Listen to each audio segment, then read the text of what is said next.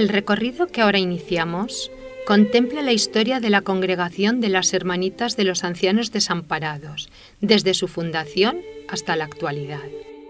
El Instituto Religioso Caritativo se asienta sobre 3 pilares que fundamentan su origen, existencia y dedicación a la ancianidad desvalida.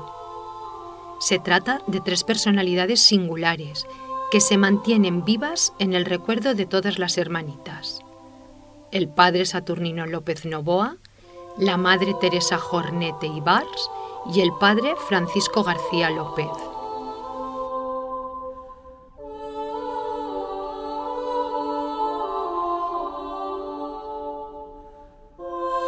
El primero de ellos es el padre Saturnino López Novoa, fundador de la congregación e impulsor de su misión caritativa, a la que imprime su personalidad y carisma.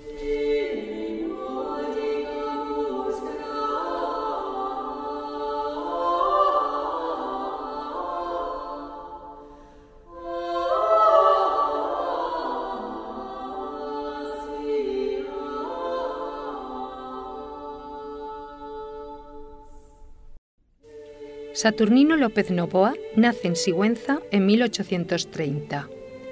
Huérfano de madre a los 4 años, vive y se educa bajo la orientación de su tía abuela. Siempre he tenido por uno de los más señalados favores recibidos de Dios el haberme proporcionado para recibir mi crianza y educación a una persona tan virtuosa como la señora doña Manuela Bueno y Pico, madre de mi tío, el excelentísimo e ilustrísimo señor don Basilio Gil y Bueno, obispo de Huesca. Don Basilio cuidaba particularmente de mi instrucción literaria y su señora madre, que bien puedo llamarla también mía, atendía con toda solicitud a mi educación, basando ésta en los principios de nuestra santa religión y de la piedad cristiana.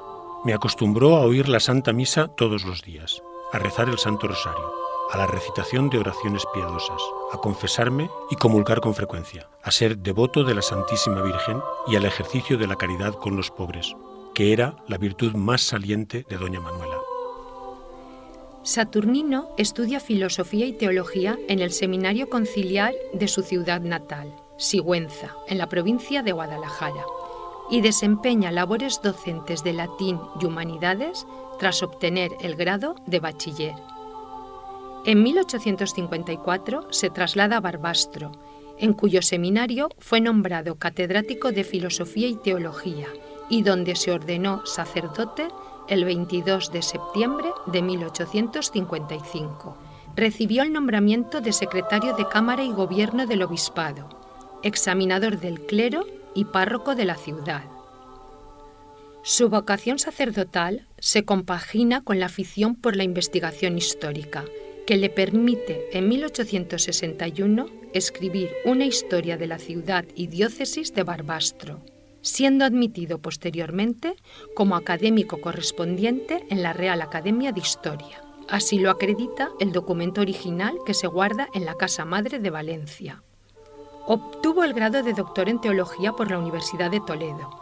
A partir de 1863, nombrado su tío don Basilio obispo de Huesca, le acompaña también a la capital de la diócesis. Fue designado entonces secretario de Cámara y Gobierno, gobernador eclesiástico y obtuvo la canonjía de dignidad de chantre en la catedral. Su innata predilección por los pobres, en crecimiento constante en aquellos tiempos, iba a encontrar campo propicio en esta etapa de su vida.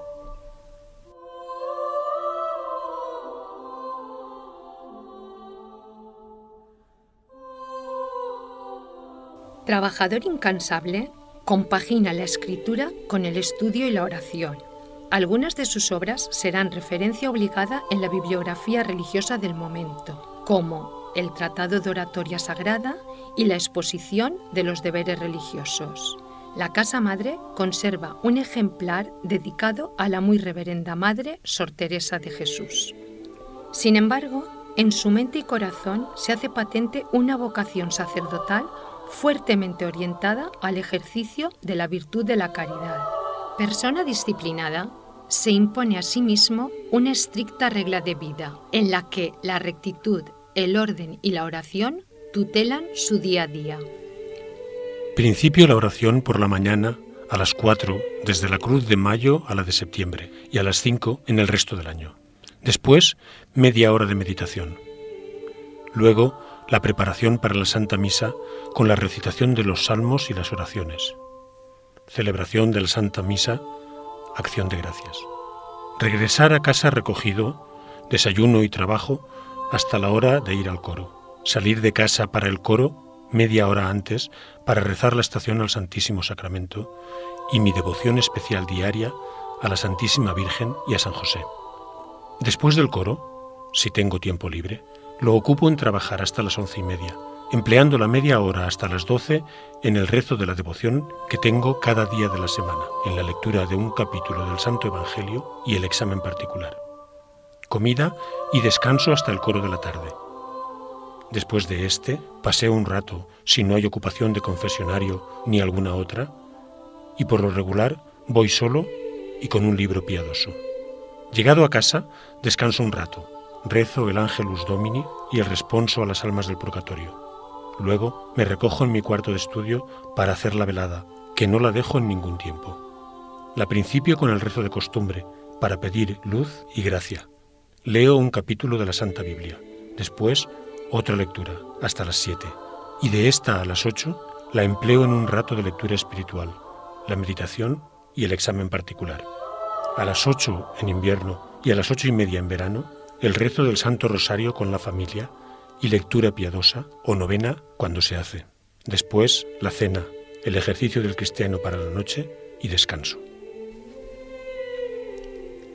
Don Saturnino profesa una intensa devoción a la Virgen María, a quien acude en los momentos más importantes de su vida y a quien dedica su devoción particular cada lunes.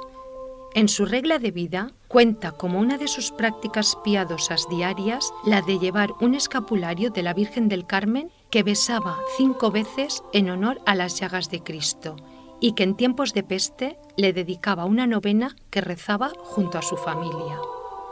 De su oratorio particular procede una imagen de la Virgen del Carmen que la comunidad de dominicas de Manila le había regalado en 1869 por la ayuda prestada a la hora de revitalizar un convento en aquel país. A esa imagen se encomienda fervorosamente. Oh Señora mía y Madre mía, por vuestro inmaculado corazón guardadme de todo pecado. Libradme de todo peligro y de todo mal en el alma y cuerpo, como cosa y posesión vuestra. Este miserable pecador, el más indigno de vuestros devotos, deseoso de ser contado en el número de vuestros esclavos, se postra ante vos, Madre piadosísima, y os hace en este día una entera entrega de sí mismo. A pesar de su vileza e indignidad, se ofrece y consagra con todo el afecto que alcanza a vuestro amabilísimo corazón, poniendo a vuestra disposición toda su persona, alma y cuerpo, pertenencias y sentido, corazón y vida. Ojalá sea de aquí en adelante, cada momento de mi vida, un obsequio a vos. En la década de los años 70, el padre Saturnino se dedica por completo al ejercicio del sacerdocio, la oración o el estudio, y concibe la práctica de la caridad en acciones concretas. El contacto con los más pobres y desfavorecidos como sacerdote en Barbastro le lleva a poner en marcha una serie de actuaciones encaminadas a mitigar y paliar los efectos de la pobreza una vez instalado en Huesca. En enero de 1872, el padre Saturnino acoge en su casa a Antonia Turmo, la tía Ordina, a la que facilita asistencia espiritual y corporal hasta su muerte. Este acto despertó en él la idea de fundar un instituto religioso que atendiese a ancianos desamparados. Me asalta la idea de lo conveniente que sería la fundación de un instituto religioso de mujeres que tuviera por objeto recoger a ancianos pobres y desvalidos de ambos sexos, cuidarlos y asistirlos en lo espiritual y corporal, preparándolos para una buena muerte. Pero esto, me decía, es una grande empresa y yo no podría realizarla. El padre Saturnino va madurando su proyecto en la primavera de 1872 y lo pone en conocimiento de amigos y religiosos que le respaldan para llevarlo a la práctica, como don Francisco Rufas, vicario capitular de la diócesis de Barbastro, o el sacerdote don Pedro Yacera, a quien encomienda la tarea de buscar las primeras aspirantes. Fruto de esas gestiones será el encuentro con Teresa Jornet, a quien don Pedro anima a unirse a la congregación que el padre Saturnino ya está planificando en Barbastro. Durante el verano ultima la redacción de las constituciones por las que se regirá el instituto y que serán aprobadas por la diócesis de Barbastro el 14 de octubre de 1872. La casa madre conserva el original manuscrito por el padre fundador. Ese mismo mes, las aspirantes seleccionadas por don Pedro Yacera van llegando a la conocida como Casa Puello, en Barbastro, cuna de la naciente congregación, que recibe periódicamente la visita del padre Saturnino y que albergará la primera comunidad de hermanitas, formada por Teresa Jornet e Ibars, María González y Bofill, Micaela Bagües y Marcelo, Gregoria Zaro y Morillo, María Jornet e Ibars, Mercedes Calzada y Senán, Antonia Plana y Budiós, Teresa Biú y San Blancat, Benita Puello y Salinas, Tomasa Vives y Fuster, Martina Larraeta Jáuregui, Joaquina Garcés y Solanilla. Una carta conservada en el Archivo Diocesano Valentino narra el primer contacto del padre Saturnino con Teresa Jornet, a quien en virtud de sus dotes de discreción, sensatez y prudencia encomienda el cargo de superiora de la comunidad, al tiempo que reconforta por la responsabilidad ante la tarea asignada. Tenga usted presente que el Señor concede siempre a las personas que llama a un destino especial e importante no solo las gracias ordinarias y comunes, sino que también las particulares y propias para el buen desempeño del mismo. Pídaselas usted en su continua oración. Los primeros mimbres del proyecto caritativo del padre Saturnino están ya tejidos. Con las aspirantes reunidas en Barbastro y las constituciones redactadas, la congregación empieza a dar sus primeros pasos. El 27 de enero de 1873 es una fecha señalada en la historia de la congregación, pues ese día se celebra la ceremonia de vestición del hábito de las primeras hermanitas. El acto tuvo lugar en la iglesia del Seminario Conciliar de Barbastro, donde las jóvenes seleccionadas recibieron la bendición del hábito en un sencillo acto cargado de emociones y sentimientos, en el que se exhortó a las hermanitas a seguir el camino de la virtud. La ausencia del padre Saturnino es sentida por todos los asistentes a la ceremonia. Don Pedro Yacera y la Madre Teresa dan cuenta del relato de la vestición en sendas cartas. En la respuesta a la Madre Teresa, el padre se hace eco del significado de dicho ritual. Mi apreciada Madre Superiora, Sor Teresa Jornet, nombrada como lo está usted ya canónicamente para el distinguido cargo de Superiora General de las Hermanitas, felicito por conducto de usted a todas y cada una de las hermanitas por la toma del santo hábito, recomendándolas que se hagan dignas siempre de vestir tan santa librea por medio de la práctica de las virtudes y encargándolas tengan presente que el santo hábito les servirá de escudo que las defienda de los peligros, de guarda para sus sentidos y de medio para sostenerse siempre en el bien obrar, pues su vista o presencia, recordándoles lo que son, hará que tengan reformado el interior para que así éste corresponda a lo que el exterior manifiesta.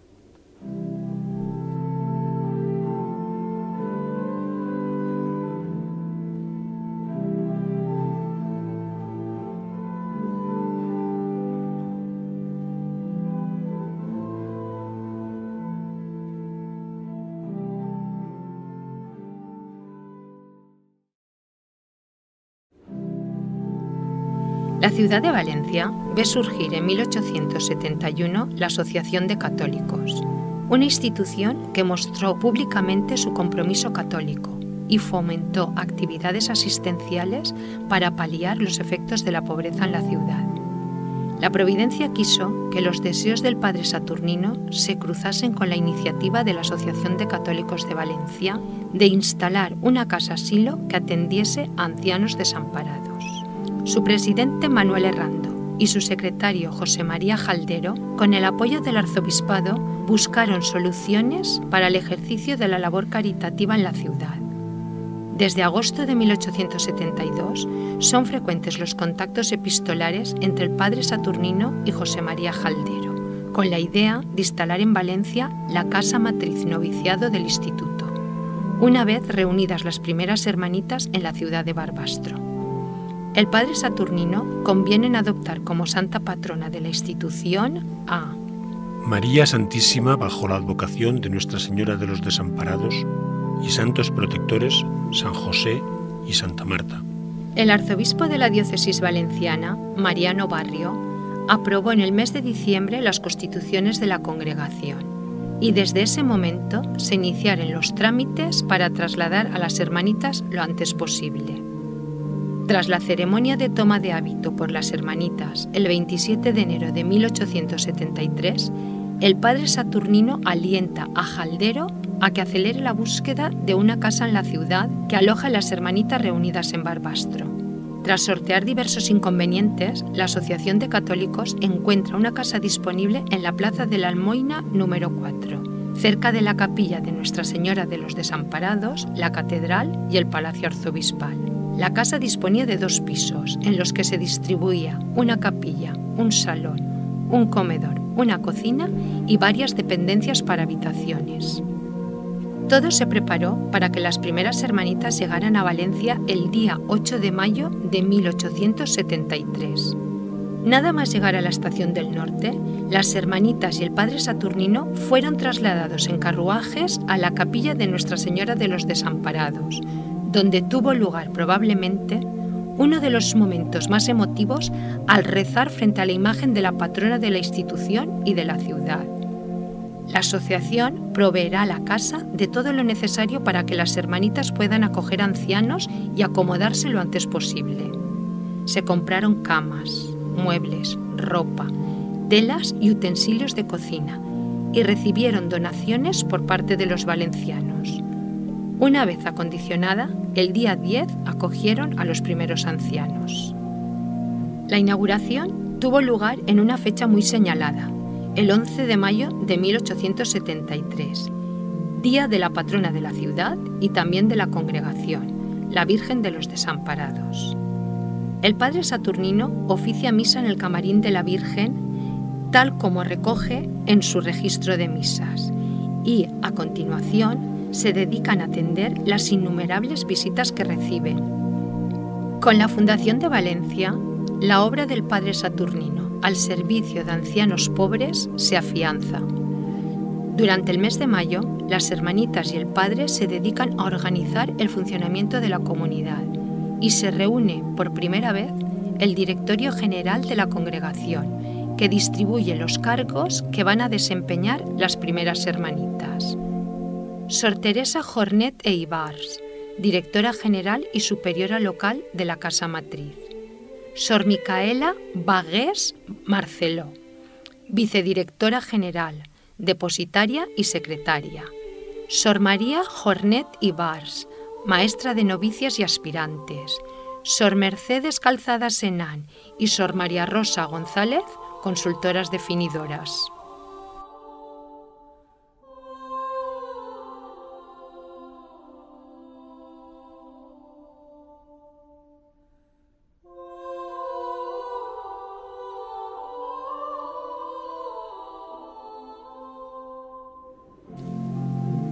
Una de las personalidades significativas en los primeros pasos de la congregación en Valencia fue el padre Francisco García.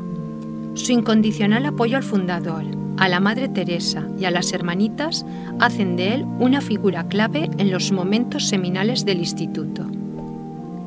Nacido en Nerpio, Albacete, en 1833, cursó estudios eclesiásticos en Valencia y alcanzó los grados de doctor en Teología y Derecho Canónico. El cardenal arzobispo de la diócesis de Valencia, Mariano Barrio, lo llamó a su servicio y lo nombró mayordomo, secretario de Cámara y canónigo de la catedral. Con posterioridad desempeñó los cargos de vicario general, vicario capitular y, en 1903, fue nombrado obispo titular de Lorima y auxiliar de la diócesis de Valencia. El propio arzobispo Barrio le asignará la labor de asistir y ayudar a las hermanitas, una tarea que desembocará en una colaboración incondicional con el fundador y la congregación. El padre Francisco, como es conocido todavía entre las hermanitas, actuó como consejero y confesor de la Madre Teresa. Representó al padre Saturnino en los asuntos de gobierno de la congregación en Valencia y fue el apoyo más eficaz de las hermanitas. Mientras tanto, no hagan ustedes cosa alguna sin consultarla con don Francisco García, aun cuando solo sea preparar la cochera para sala de oración, pues así irá usted segura y sin exponerse a errar. Años después, el padre Saturnino expondrá su reconocimiento a la ayuda del padre Francisco con las siguientes palabras. Cada día estoy más reconocido a este buen amigo por lo mucho que hace en favor de ustedes. Grande recompensa le dará el Señor en el cielo, como se lo pido todos los días.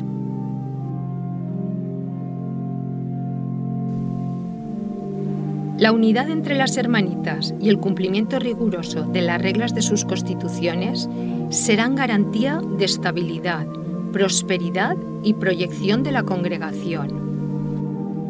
Ya lo sabéis, pues, mis queridas hermanitas, si queréis estar animadas del Espíritu del Señor, necesario es que os améis unas a otras, de tal modo que no aparezca entre vosotras división ni diferencia alguna, sino por el contrario, que unidas con el suave lazo de la santa obediencia, manifestéis en todos vuestros actos ser uno el corazón y uno también el espíritu en vosotras.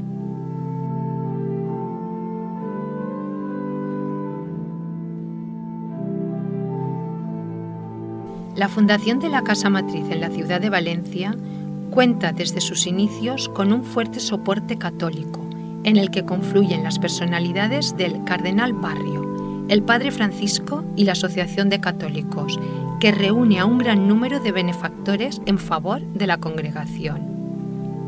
Las hermanitas salen a postular por la ciudad, visitando mercados y plazas, a pedir por caridad para cumplir su misión. En pocos meses, las necesidades asistenciales de la ciudad requieren de un nuevo emplazamiento para poder albergar un número mayor de ancianos pobres y a las aspirantes que van llegando a Valencia. Desde la instalación en la Plaza de la Almoina, el padre Saturnino y la Asociación de Católicos han barajado la posibilidad de adquirir otro inmueble. Fuimos una mañana al exconvento de Santa Mónica, sito, pasado el puente, de frente a la Puerta de Serranos. Llegados allí, me dijo el señor Jaldero que el edificio, de propiedad particular entonces, estaba habitado por diferentes inquilinos de gente del pueblo. Pude ver la huerta hermosa perteneciente al convento. Sentí interiormente una voz que me decía: las hermanitas vendrán aquí. Para la adquisición del convento de Santa Mónica se constituye una junta integrada por miembros de la Asociación de Católicos, de la Curia y del Cabildo Valenciano, encabezados por el cardenal Barrio, a los que se suma el padre Francisco y el padre fundador. La compra definitiva del convento se hace efectiva el 16 de junio de 1874, con participación económica de todos los integrantes por medio de donativos y suscripciones voluntarias, de las que se conservan los recibos y las actas de las reuniones. El traslado definitivo de las hermanitas se hace efectivo el 21 de noviembre de 1874, según recoge el libro de fundaciones. La comunidad y pobres acogidos se despidieron de su patrona, la Virgen de los Desamparados, asistiendo en su capilla a la misa rezada que celebró el muy ilustre señor canónigo don Francisco Peris, y acto seguido se hizo la traslación a la nueva casa, yendo, según estaba convenido, en el mismo coche, la muy reverenda madre directora general y el ancianito acogido Manuel Dasí.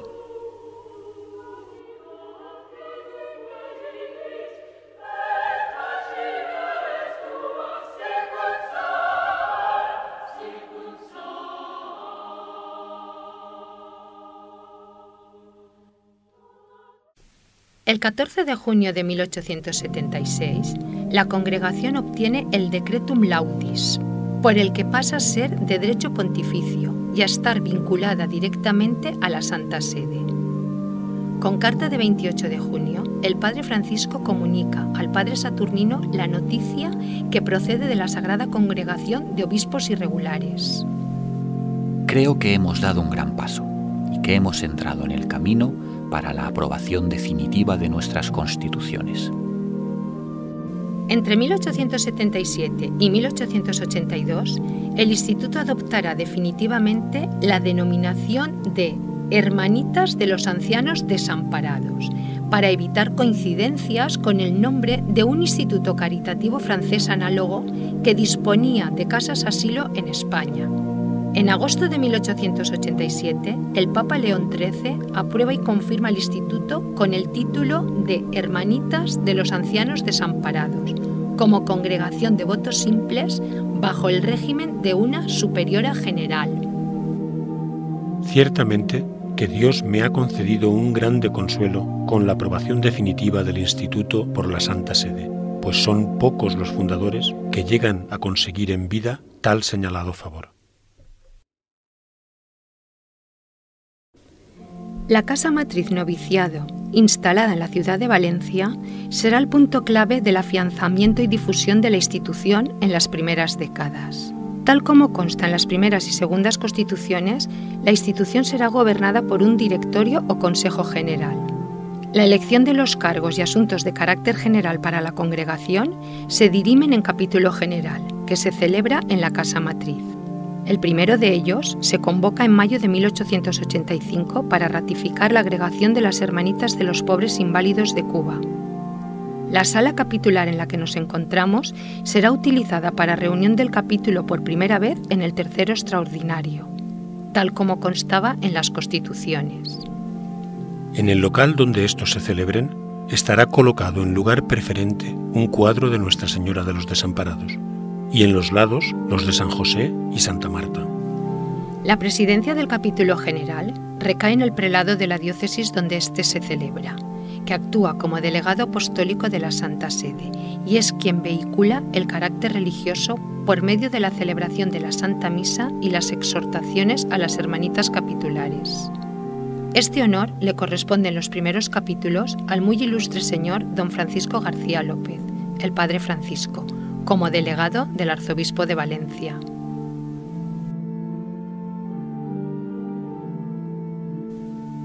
En poco más de una década, las instalaciones del exconvento de Santa Mónica requieren una ampliación que acoja la casa noviciado, de manera que las aspirantes puedan residir los 2 años que estipula el reglamento. Las hermanitas relatan en el libro de fundación la intercesión de San José en la elección del lugar donde debía instalarse el noviciado. En agradecimiento a esta intervención providencial del Santo Protector, la compra, inicio de las obras, inauguración y bendición tendrán lugar el día de San José entre los años 1881 y 1884. En estos años, gracias a la generosidad del conde de Casarrojas, las hermanitas adquieren las casas adyacentes al huerto del convento y en 1882 tiene lugar el acto solemne de colocación de la primera piedra, al que asiste el padre fundador que se encuentra en Valencia, el padre Francisco que oficia la misa, el conde de Casarrojas y otros bienhechores. El proyecto del arquitecto José Camaña se desarrollará por espacio de 2 años. El 19 de marzo de 1884 se inaugura el noviciado, día en el que se bendice, se abre el edificio al público y se celebra misa solemne en la capilla, presidida por la imagen de los santos protectores de la institución. El excelentísimo señor conde de Casarrojas, que cada día visitaba las obras, quiso que las imágenes de los santos que se habían de venerar en el altar fuesen la de San José y Santa Marta, colocadas ambas en un mismo pedestal y nicho, estando Santa Marta a los pies del Santo Patriarca, en actitud de pedir la bendición al niño Jesús que el santo lleva en sus brazos, cuyas imágenes costeará el mismo señor conde. A este grupo se le añadirá en 1885, con ocasión de la epidemia del cólera, la inscripción que actualmente se puede leer, en la que se solicitan nuevas vocaciones ante los estragos de la enfermedad entre los ancianos y las hermanitas de la congregación. Tengamos siempre grande confianza en el Señor, en la Santísima Virgen y santos protectores, que ellos, obrando nosotros con rectitud de intención, nos allanarán los caminos y las dificultades.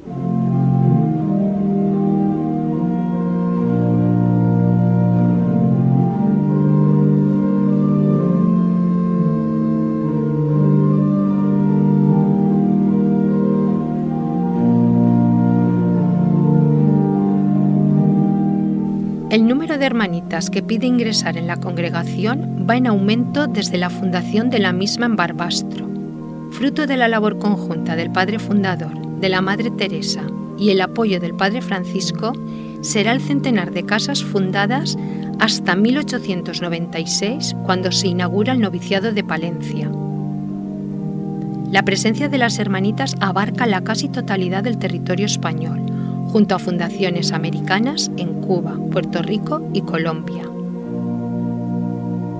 La madre Teresa, fiel a su devoción al Niño Jesús, llevaba consigo en la apertura de nuevas casas el conocido como Niño Fundador, al que se le acondicionó una caja de correo postal para ser llevado con comodidad.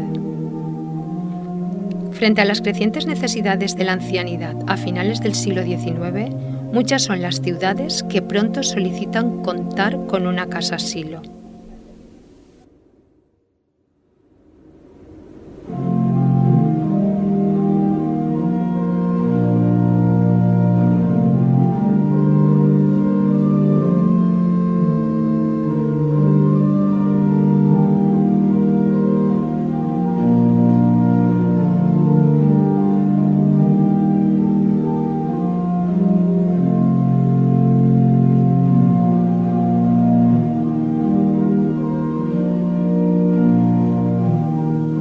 Desde la Casa Matriz Noviciado de Valencia se procuró inculcar en las novicias el carisma de la institución y el espíritu caritativo propio de las hermanitas, que la muy reverenda Madre Sor Teresa de Jesús Jornete y Bars y el Padre Saturnino supieron imprimir fervorosamente al instituto.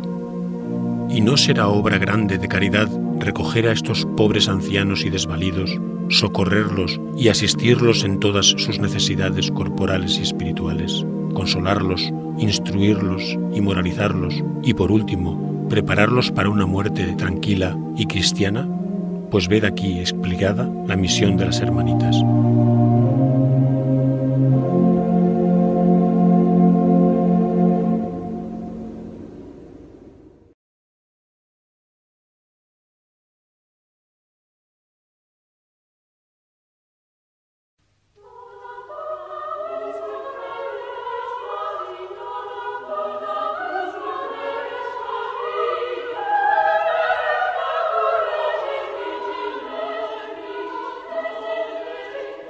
La Madre Teresa Jornete y Bars, primera superiora general de la congregación, constituye un referente obligado para comprender los inicios y la consolidación de la institución. Teresa Jornete y Bars nace el 9 de enero de 1843 en la ciudad de Aitona, Lérida. Hija de Francisco Jornet y Antonia Ibars, es bautizada al día siguiente en la iglesia parroquial de la ciudad. De pequeña mostró interés y aptitudes para la enseñanza, por lo que con 14 años de edad se trasladó a Lérida para cursar los estudios de magisterio, desempeñando el oficio de maestra en la localidad de Argensola. La casa madre ha recuperado el escritorio y el sillón que utilizó Teresa Jornet en sus años de magisterio en dicha localidad leridana. Con 25 años, Teresa siente la vocación religiosa e ingresa en el monasterio de las Clarisas de Briviesca, Burgos. Allí realizó el noviciado, pero la situación política le impidió profesar y se vio obligada a regresar al hogar paterno.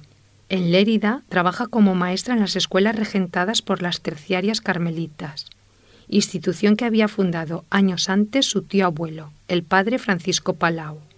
En el verano de 1872 entra en contacto por medio de don Pedro Yacera, párroco de Barbastro, con el proyecto del padre Saturnino de fundar un instituto dedicado al cuidado de ancianos desamparados. Teresa, que no ha consolidado su vocación religiosa con las clarisas y las terciarias, ve en este proyecto una oportunidad de materializar la fe, la pobreza, la oración y la dedicación a los ancianos pobres.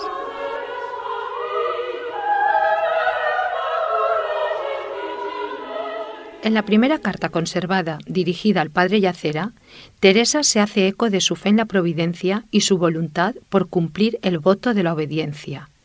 Asimismo, expresa su temor por no cumplir los requisitos necesarios para ingresar en la congregación, pues su familia ha costeado su formación académica y no dispone de los recursos materiales exigidos a las aspirantes.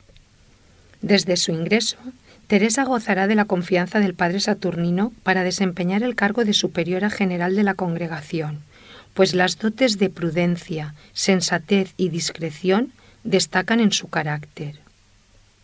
Persona de delicada salud, la fuerza de su espíritu contrarresta las limitaciones físicas y se impone a sí misma el correcto desarrollo de las obligaciones de su cargo. En ningún momento abandonó la obligación que marcan las constituciones de visitar las nuevas fundaciones y nunca desatendió los deberes y la correspondencia mantenida con todas las casas. También supo dedicar el tiempo necesario a actividades de comunidad durante el recreo, como el bordado, la oración del rosario, la escritura y la lectura. Entre sus virtudes, Teresa destacó por desempeñar con esmero el papel de madre y hermana para con todas las hermanitas, lo que hace de ella un modelo para la congregación y sus ancianos, que se ha visto reconocido al ser declarada santa y patrona de la ancianidad por la Santa Sede.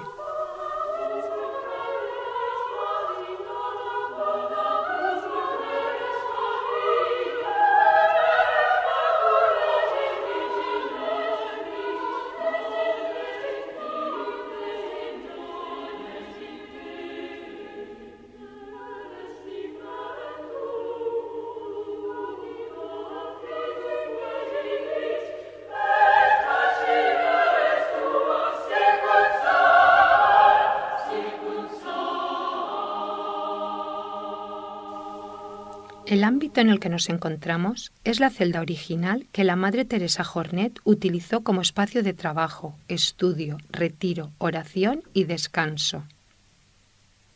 Se trata de una reducida habitación que conserva pavimento y disposición original y que contiene todo aquello que las constituciones estipulan para el cuarto de la superiora.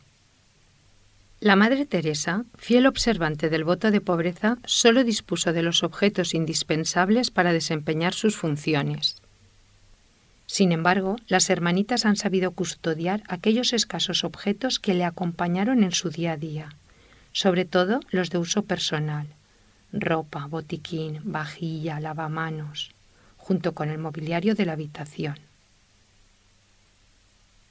Las pocas imágenes que se exponen en este espacio hablan de las devociones particulares de la Madre Teresa y explican su trayectoria religiosa. Una imagen de Santa Clara, en recuerdo de sus años como clarisa. La alusión permanente a la figura divina en distintas representaciones, como la Vera Efigies, la Piedad y el Crucifijo, o el recuerdo a los santos protectores de la institución, especialmente San José. A estas imágenes se suman los libros presentes en la mesilla y en su escritorio, las constituciones y otros textos de devoción y lectura.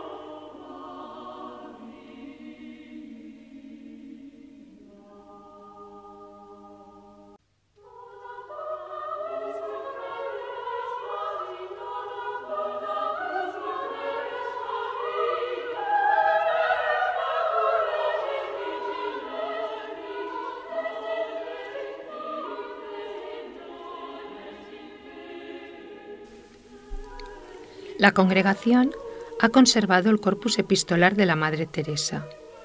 Se trata de más de 2000 escritos que incluyen cartas a las distintas casas, a las Madres Superioras, al Padre Saturnino, eclesiásticos y a bienhechores del Instituto, a las que se suman documentos oficiales relacionados con el gobierno de la congregación, fundaciones, nombramiento de cargos, convocatoria de capítulos, acuerdos del directorio, admisión, profesión perpetua y traslados de hermanitas, permisos y licencias derivadas del orden eclesiástico.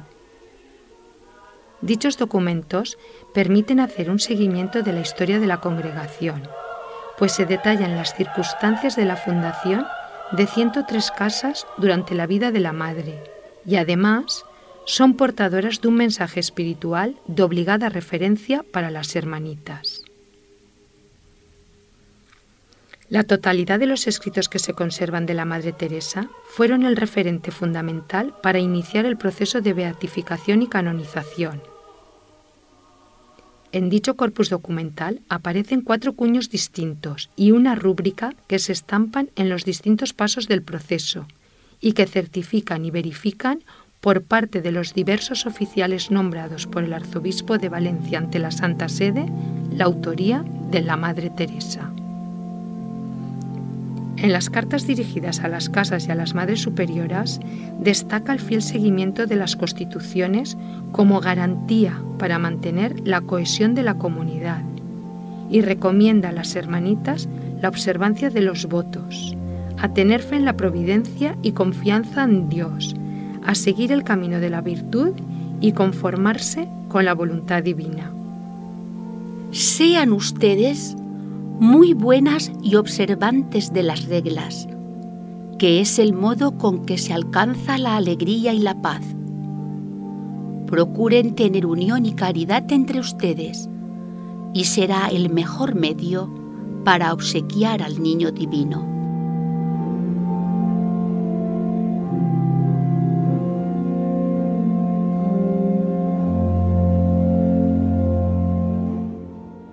Que sean muy buenas, les encargo, y que entre ustedes haya mucha caridad.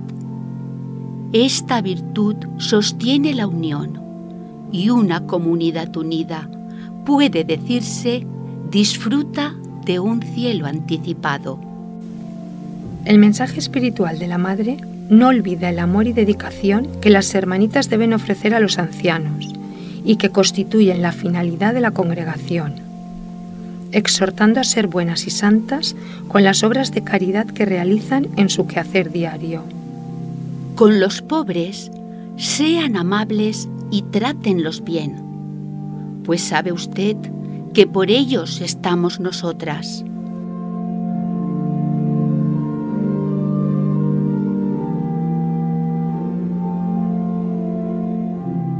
Hemos de tener muy presente que al venir a la religión nos propusimos un solo fin: servir a Dios en la persona de sus pobres para salvar nuestras almas.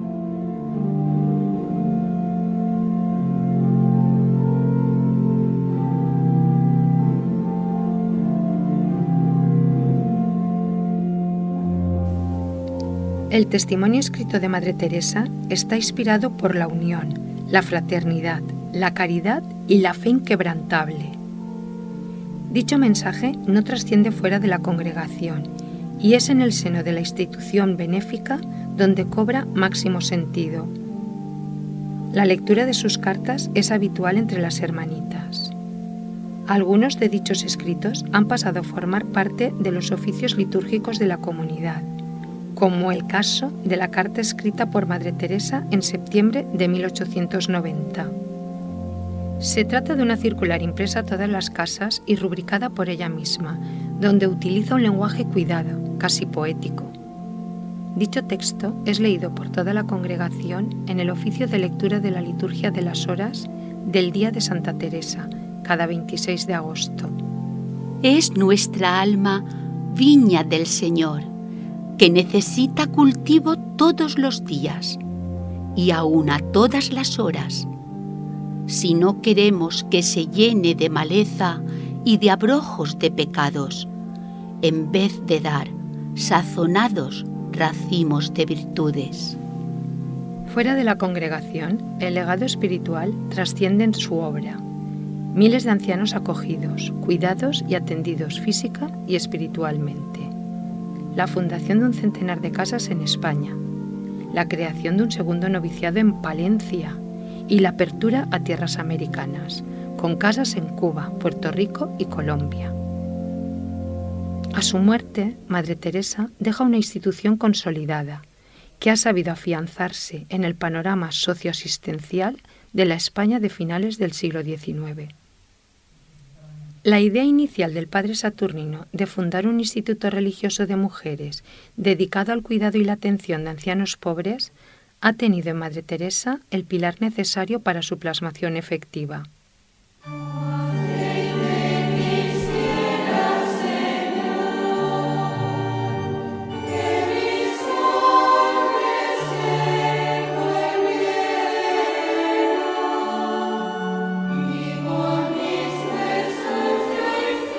La Madre Teresa Jornet fallece el 26 de agosto de 1897 en la casa de Liria. En su última carta, transmite a toda la congregación la aprobación definitiva de las constituciones. Consciente de los pocos días que le quedan, este texto constituye el testamento espiritual por el que la Madre Teresa expresa: hallándome, como ustedes saben, en peligro de muerte, y robustecida ya con los últimos sacramentos de viático y extremaunción, el Señor, bondadoso en sus misericordias, me concede el consuelo de recibir telegrama de nuestro agente en Roma, anunciando la aprobación definitiva de nuestras constituciones. Bendigamos al Señor por merced tan señalada. Y ya que me concede también la satisfacción de poder comunicarlo a ustedes, les recomiendo una vez más la fiel observancia de las mismas, para que de este modo Él nos haga la gracia de reunirnos en el cielo.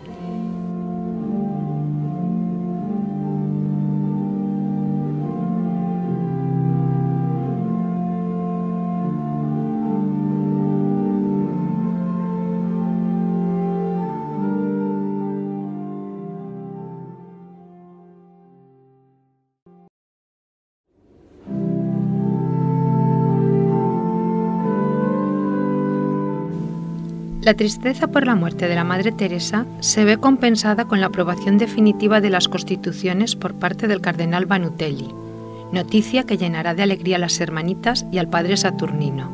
Gracias a esta licencia, el instituto cuenta con unos sólidos cimientos sobre los que sostener su andadura futura, pues dispone de la conformidad legal de la Santa Sede para proseguir con su misión.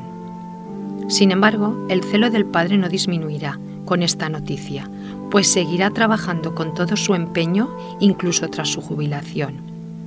Fruto de esta preocupación será el legado testamentario que el padre realiza a las hermanitas en marzo de 1903. Dispongo que, ocurrido mi fallecimiento, entreguen a la muy reverenda Madre Superiora General los enseres y objetos siguientes: el pectoral, anillo y cadena que usaba mi señor tío, doctor don Basilio Gil y Bueno, obispo, la cruz y placa de Isabel la Católica, un hermoso crucifijo de marfil, la imagen de Nuestra Señora del Carmen, titular de mi oratorio, todos los legajos, libros y documentos que tengo en una caja con 2 llaves, que son, entre otros, el legajo de fundación del Instituto de las Hermanitas de los Ancianos Desamparados, el de la Casa Matriz Noviciado de Valencia, el de varias otras fundaciones piadosas hechas por mí, el de documentos de mi carrera y de beneficios para que he sido propuesto y he renunciado, la propiedad de mis obras literarias, que dejo al instituto y de las que darán nota certificada mis ejecutores. Todos los documentos estarán mejor en esa casa matriz y podrán servir de recuerdo y memoria en el instituto del fundador del mismo. Son documentos de mi pertenencia y recomiendo su conservación. Los primeros años del siglo XX van a marcar el cierre del primer capítulo de la historia del instituto, pues en 1905 fallece el padre Saturnino y años después el padre Francisco.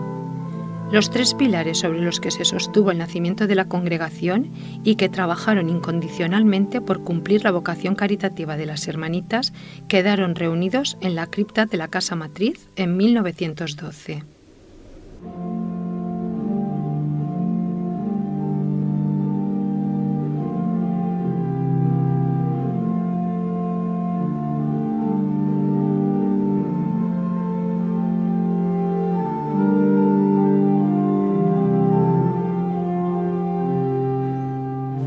La continuidad de las hermanitas de los ancianos desamparados durante el siglo XX va a tener como referente esencial el seguimiento de las constituciones de las que se ha dotado la congregación.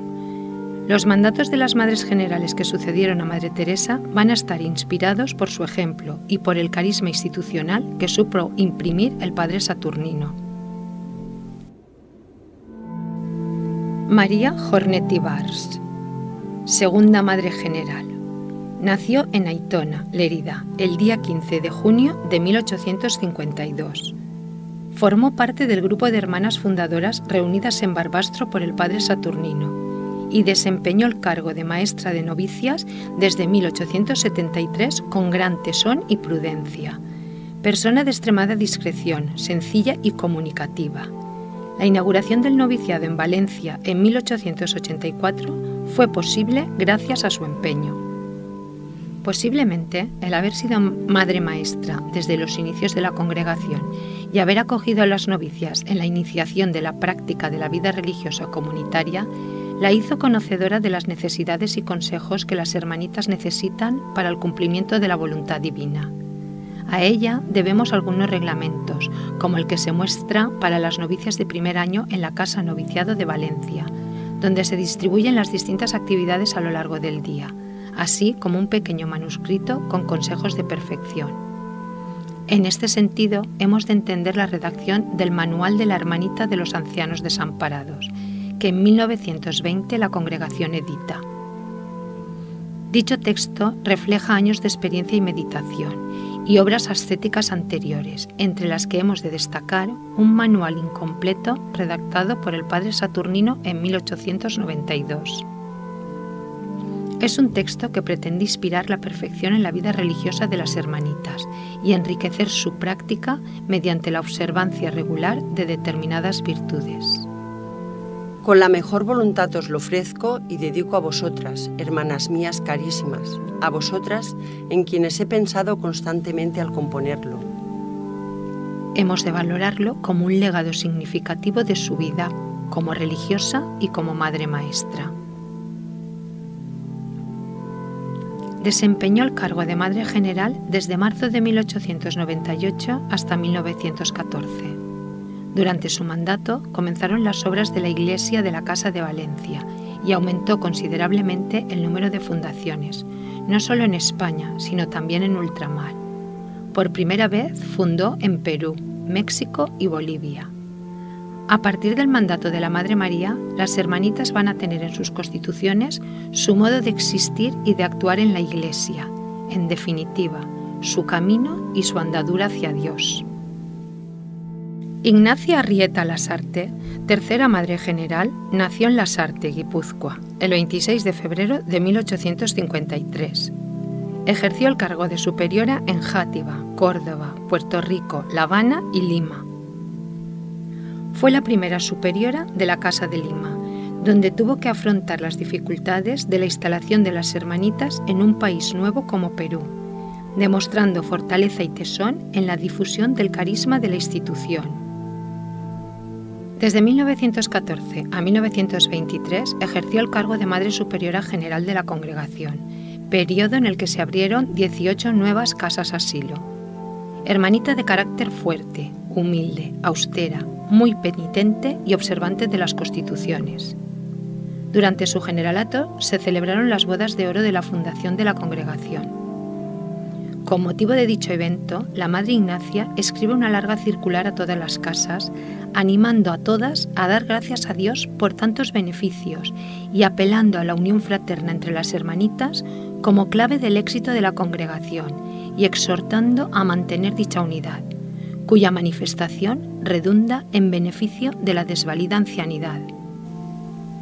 Bien se puede asegurar que el Señor nos ha manifestado que el todo en una corporación religiosa es la unión. Unión estrecha, mis amadas hermanitas, unión en las comunidades fomentada siempre por el amor y respeto mutuos y por la adhesión y respeto a los superiores. La publicación de la obra Hermanitas de los Ancianos Desamparados, Bodas de Oro, por el capellán de la Casa Asilo de Santander, don Joaquín Pelayo Toranzo, en 1923, responde al interés de la Madre Ignacia y su consejo por actualizar la historia del Instituto durante los 50 años transcurridos desde su fundación en Barbastro. En la misma línea de dar difusión al Instituto y la figura de los fundadores, la congregación editó un pequeño tríptico en su memoria. En dicha publicación se recoge que en los primeros 50 años el Instituto cuenta con 174 fundaciones asistidas por 2.000 hermanitas y 114 novicias que atienden a 8.200 ancianos.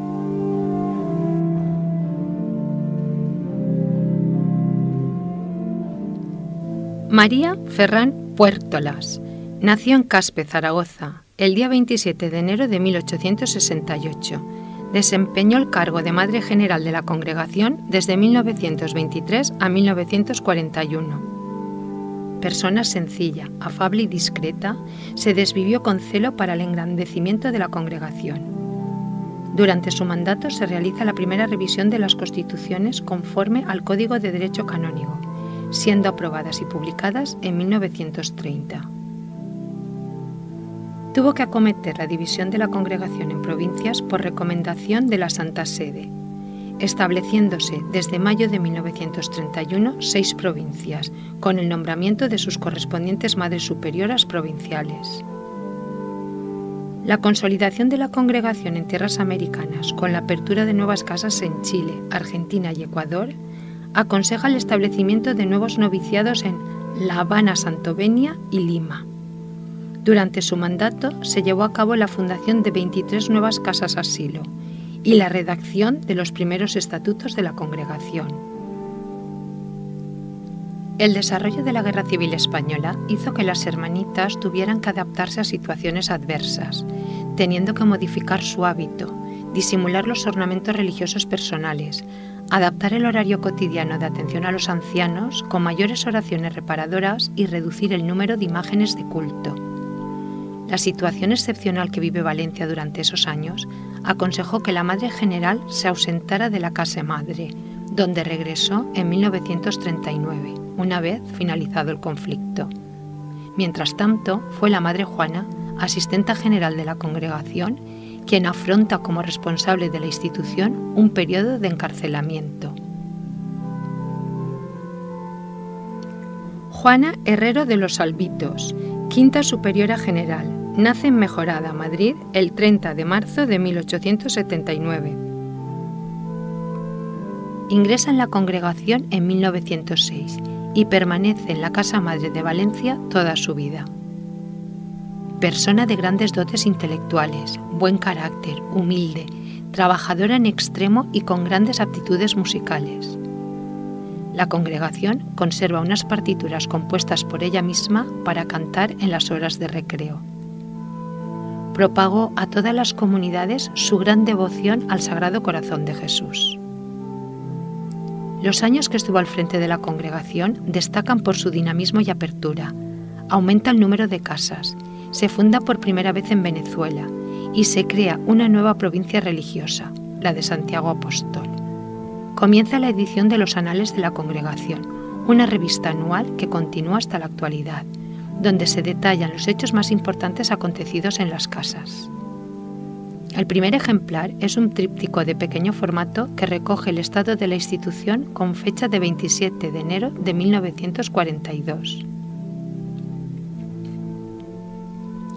En la línea de revitalizar la historia de la congregación y la memoria de los fundadores, se inauguró en junio de 1941 una exposición permanente en las habitaciones de uso de la Madre Teresa en la Casa de Valencia, con objetos de los fundadores y de las primeras Madres Superioras Generales. Este interés se vio afianzado con las primeras publicaciones dedicadas a la vida, mensaje y obra de la Madre Teresa por parte de don Joaquín Pelayo. Fue la Madre Juana la que concibió la idea de la creación de las llamadas Escuelas de Nazaret, entendidas como centros donde se dota a las jóvenes de una educación en la fe y en la vida cristiana, que les facilite un camino a la vocación religiosa. En 1941 se abrió la primera escuela de Nazaret en la ciudad de Burgos. En 1948 la congregación celebró sus bodas de diamante. En la circular que la Madre Juana dirige a todas las casas, recuerda la primera vestición del hábito el 27 de enero de 1873 y el sentido de la conmemoración. Aquella primitiva vestición de un hábito, por aquel entonces totalmente desconocido, sencillo y austero, pero que luego, ennoblecido por las innumerables hermanitas que tan dignamente lo vistieron a través de estos 75 años, es gracias a Dios, ahora de tanta veneración entre muchas gentes, y hasta acaso se haga digno de verse glorificado en los altares, perfumado como está, con el aroma de las virtudes de nuestra Madre y de tantas otras hermanitas. Con motivo de esta celebración, las hermanitas de la Casa de Valencia bordaron con hilo de oro y plata este terno para tan señalada efeméride. Será la Madre Juana la que iniciará en 1945 el proceso ordinario para la futura beatificación de la Madre Teresa, tomando como base el mensaje espiritual vertido en sus cartas y su papel de fundadora de la congregación.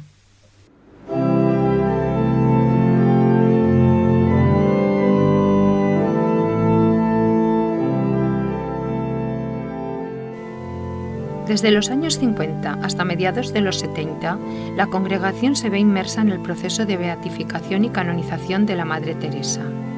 Este periodo coincide con los mandatos generales de la Madre María de los Ángeles López, la Madre Mercedes Villarrica y la Madre María Borraz. Este proceso culmina felizmente con la canonización de la Madre Teresa como santa de la Iglesia Católica y cumplió todos los requisitos previos que marca la Santa Sede como indispensables. La congregación hizo el esfuerzo de ordenar los escritos de la Madre, poner en valor su mensaje espiritual y sus virtudes, aceptar peticiones de intercesión de la Madre Teresa y velar por la veracidad de los milagros. Un acto emblemático e imprescindible del proceso fue la apertura del sepulcro de la Madre Teresa en 1953, situado en la cripta de la Casa de Valencia tras su traslado desde la Casa de Liria en 1904, donde también se habían ubicado los féretros del Padre Saturnino y el Padre Francisco por petición propia. En dicho acto, de intensa emoción para las hermanitas, se recuperó íntegramente el sarcófago que había albergado el cuerpo de la Madre desde su fallecimiento. Dicho sarcófago, que ahora vemos, está realizado en zinc, material austero que está en consonancia con el voto de pobreza que practicó la Madre desde los inicios de la institución. La tapa del sarcófago incorpora un crucifijo en bronce dorado y está ornamentado con motivos decorativos vegetales, patas leoninas y asas de hierro. La apertura del sepulcro permite a la congregación reconfortarse con las reliquias de la Madre y con sus venerados restos en la iglesia de la Casa General desde 1958. La Congregación para las Causas de los Santos presentó para su aprobación al Papa 2 milagros para su gloriosa beatificación. En la ilustración podemos contemplar el momento en que María Encarnación Reyes y María Encarnación Martín sanan repentinamente de sus llagas incurables por intercesión de la venerable Madre Teresa. Ambas estuvieron presentes en el acto celebrado en la Basílica de San Pedro.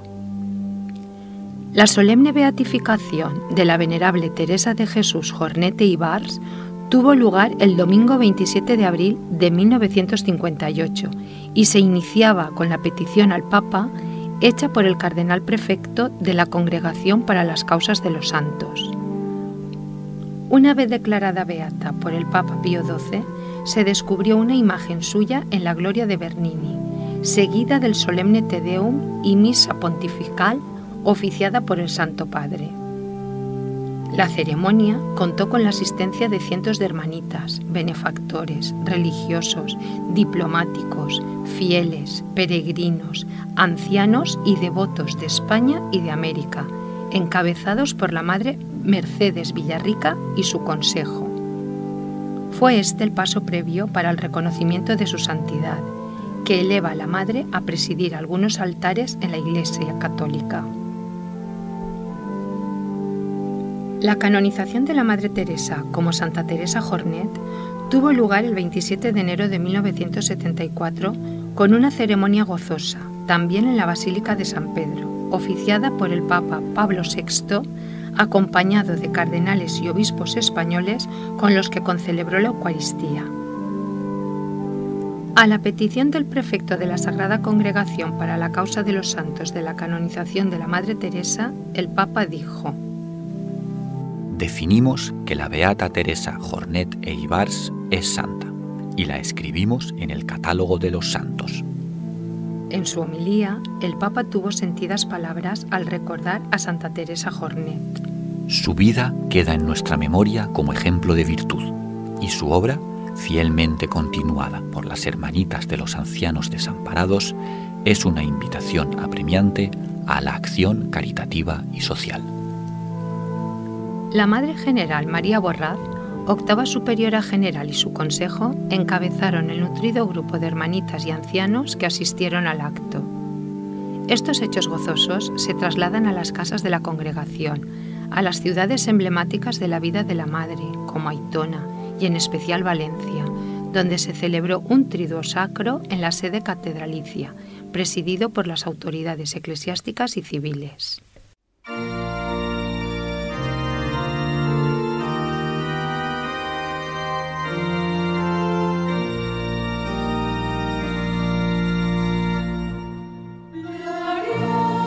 La canonización de la Madre Teresa se vio recompensada con el afianzamiento de su culto y desde las casas americanas promovieron su nombramiento como patrona de la ancianidad.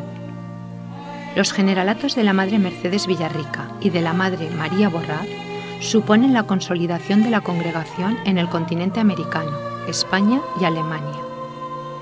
La institución afronta una renovación de la vida religiosa según los principios del Concilio Vaticano II, y como institución benéfica acomete su inscripción en el Ministerio de Justicia y el Ministerio de Asuntos Sociales, que garantiza su actividad asistencial.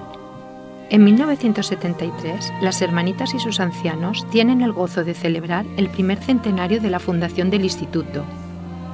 En una circular a todas las casas, la Madre María Borraz alienta la celebración de ceremonias religiosas en recuerdo del centenario, en especial la visita a la Casa Madre y a la Basílica de los Desamparados en Valencia, así como la celebración de solemnes triduos de acción de gracias a lo largo de todo el año.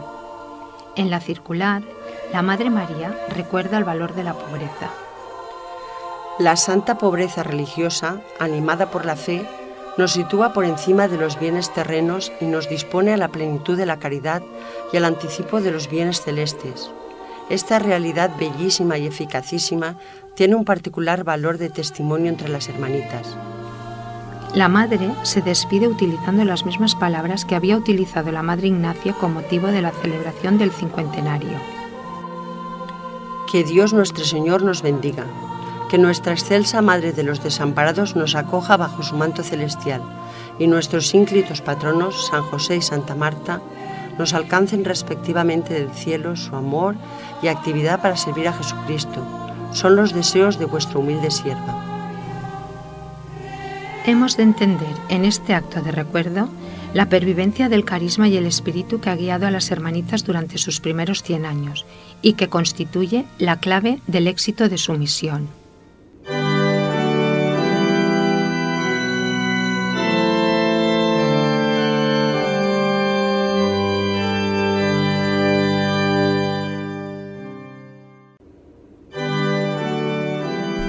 Desde que el padre Saturnino iniciara la publicación de folletos, recogiendo las circunstancias de la fundación y la apertura de las primeras casas, la congregación ha seguido esta práctica con la edición de múltiples textos que permiten hacer un seguimiento de la historia de la congregación, vida, espíritu y carisma de los fundadores, el ejemplo de las hermanitas mártires y un nutrido corpus de textos religiosos que incluyen oraciones, meditaciones, ejercicios, novenas, rutas de contemplación, testimonios, oficios, salmos y liturgias.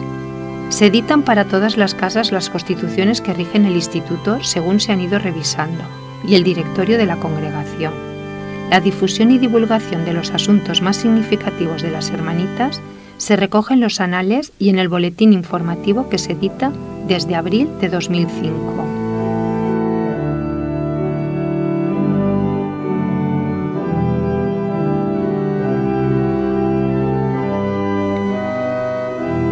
Los mandatos de la Madre María Edesia Rodríguez Otero y la Madre María Purificación Castro Negro han llevado a la congregación al siglo XXI como una entidad sólida en su papel benéfico-asistencial. Esta tarea ha sido reconocida con distinciones como la Cruz de Oro de la Orden Civil de la Solidaridad Social, entregada por la Reina Sofía a la Madre Edesia, y la alta distinción de la Generalitat Valenciana, que recogió la Madre María Lledó en representación del Consejo General. La congregación, fiel al espíritu y carisma de sus fundadores, ha velado por la difusión del culto a Santa Teresa Jornet, que ha visto ampliado su patronazgo de la ancianidad en América y Europa y goza de un lugar de honor en el ábside exterior de la Basílica de San Pedro del Vaticano, donde se colocó una estatua bendecida por el Papa Juan Pablo II. En esta línea, la congregación abrió el proceso diocesano de beatificación y canonización del padre Saturnino López Novoa, en reconocimiento a su labor como padre fundador, siendo declarado venerable por el Papa Francisco en julio de 2014. Dicho proceso se ha visto honrado con una revitalización de su memoria, con la instalación de sendos museos en Huesca, uno de ellos en su residencia habitual en la Plaza Lizana y el otro en la Casa Asilo de la ciudad. La beatificación de las hermanitas mártires Sor Josefa Ruano y Sor Dolores Puig el 11 de marzo de 2001 ha llevado a la congregación a recordar su sacrificio con un espacio de oración en el lugar donde fueron martirizadas en Requena. En las últimas décadas, la congregación se ha visto ampliada con nuevas casas en África, Filipinas, Guatemala, Paraguay y El Salvador. Un análisis de la distribución de las residencias deja patente la gran implantación en España y América, de donde se nutre de fervientes vocaciones y donde su papel asistencial es insustituible. El incipiente instituto, reunido en Barbastro por el padre Saturnino en 1873, se ha convertido en una gran familia integrada por hermanitas, ancianos, empleados, voluntarios, familiares de acogidos, benefactores, una familia dispersa, pero a la vez unida por sus constituciones que vieron la luz en una pequeña localidad de Huesca. Dicho texto mantiene su vigencia y garantiza el futuro del instituto en el ejercicio de la caridad al anciano y la unión con Dios. Desde que el padre Saturnino recogiese en su casa la tía Ordina, la congregación atiende en la actualidad en sus más de 200 casas a unos 20.000 ancianos, cuidados y asistidos por unas 2.000 hermanitas. Generación tras generación, la congregación ha sabido mantener el legado espiritual de los fundadores íntegro y vivo, apoyándose en la conformidad con la voluntad divina y viviendo plenamente en caridad, generosidad, bondad, pobreza, oración, recogimiento, silencio, humildad, sencillez y alegría.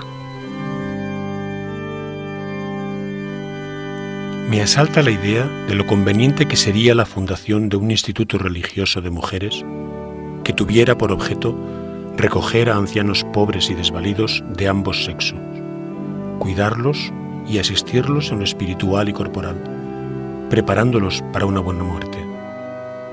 Pero esto, me decía, es una grande empresa y yo no podría realizarla.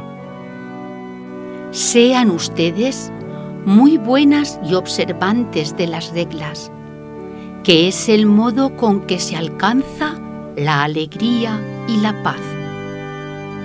Procuren tener unión y caridad entre ustedes, y será el mejor medio para obsequiar al divino niño. Sean también caritativas y benignas con los ancianitos, que el Señor nos bendecirá si los tratamos como debemos y si cumplimos bien esta misión.